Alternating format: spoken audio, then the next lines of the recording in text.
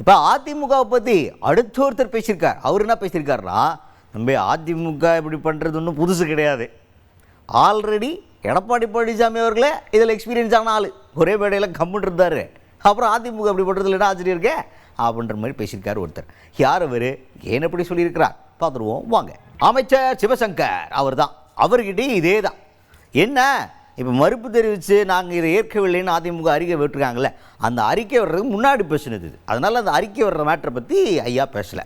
அது வரைக்கும் நடந்ததை மட்டும், அதாவது மேடையில் அதிமுகவை சார்ந்தவங்கெல்லாம் பெரியார் அவர்களை பற்றியும் அண்ணா அவர்களை பற்றியும் விமர்சனம் பண்ணி போடப்பட்ட காணொலியெல்லாம் அவங்க கேட்டுக்கிட்டு அமைதியாக இருந்தாங்க. சில தீர்மானங்கள் நிறைவேற்றப்பட்டது, அதையும் கேட்டுக்கிட்டு அமைதியாக இருந்தாங்க அந்த மேடையில் அப்படின்ற மாதிரி ஒரு கேள்வி மட்டும் கேட்கப்பட்டது. இந்த அறிக்கை மட்டும் கேட்கல. ஏன்னா அந்த நேரத்தில் அந்த அறிக்கை வரலை.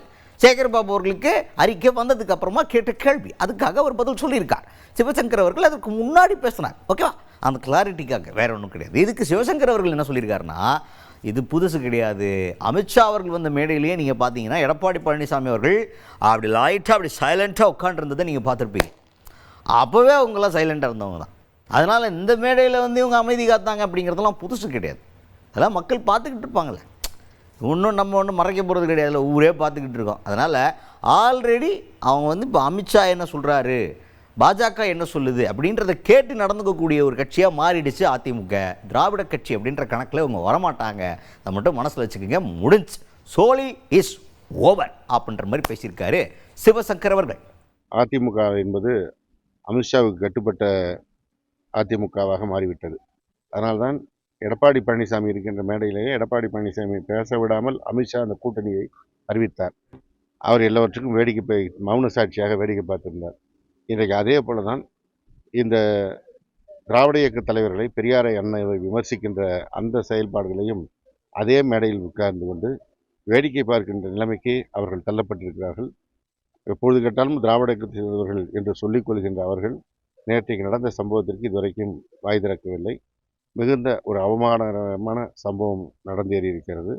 இது அமித்ஷா திமுகவாக மெல்ல மெல்ல அதிமுக மாறிக்கொண்டிருக்கிறது என்பது தான் காட்டுகிறது. இது மட்டும் கிடையாது, இதுக்கும் மேலே இப்போ என்னென்னா, டிரான்ஸ்போர்ட் மினிஸ்டர் சிவசங்கர் அவர்கள் இவ்வளோ தூரம் விமர்சனம் பண்ணுவாரா அப்படின்றதெல்லாம் நமக்கு தெரியாது. அவர் எப்பவுமே துறை சார்ந்த கேள்விகளுக்கு பதில் சொல்லுவார், சில அப்டேட்ஸ் கொடுப்பார். பேருந்து கட்டணம் உயருதா இல்லையா அப்படின்ற மாதிரி சின்ன சின்ன அப்டேட்ஸ் கொடுத்து நீங்கள் பார்த்துருப்பீங்க.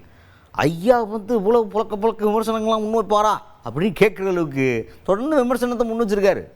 எல்லாம் பயங்கரமாக இருந்துச்சு. இதெல்லாம் கேட்டதுக்கப்புறம் ஐயோ கேட்டேங்க, அதிமுக டப்பு டிப்படி எல்லாருமே போட்டு டமால் டிமால் நடிக்கிறீங்க அப்படின்னு கேட்குற அளவுக்கு விமர்சனங்களை முன் வச்சிருக்கிறாரு சிவசங்கர் அவர்கள்.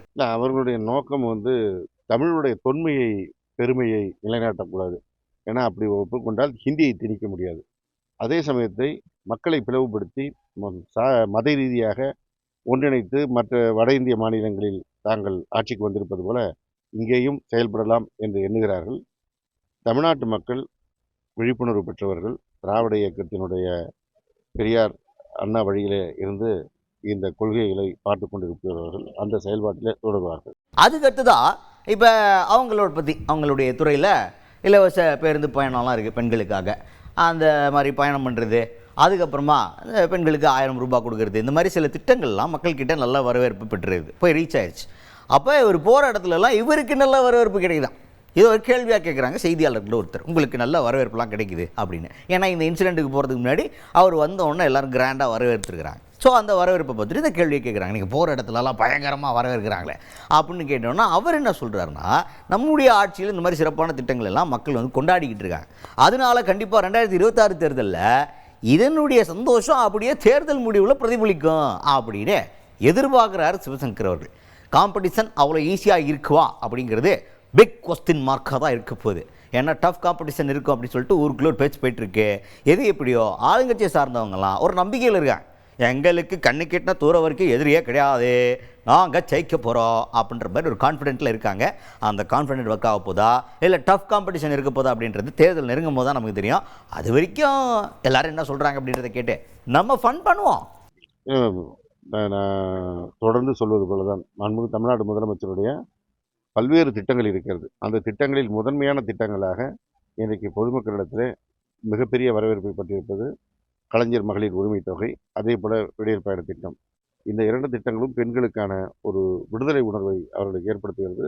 அவர்கள் சுதந்திரமாக சொந்த காலில் நிற்பதற்கான ஒரு வாய்ப்பை ஏற்படுத்துகிறது என்ற அடிப்படையில் பெண்களிடத்தில் மிகப்பெரிய வரவேற்பை பெற்றிருக்கிறது.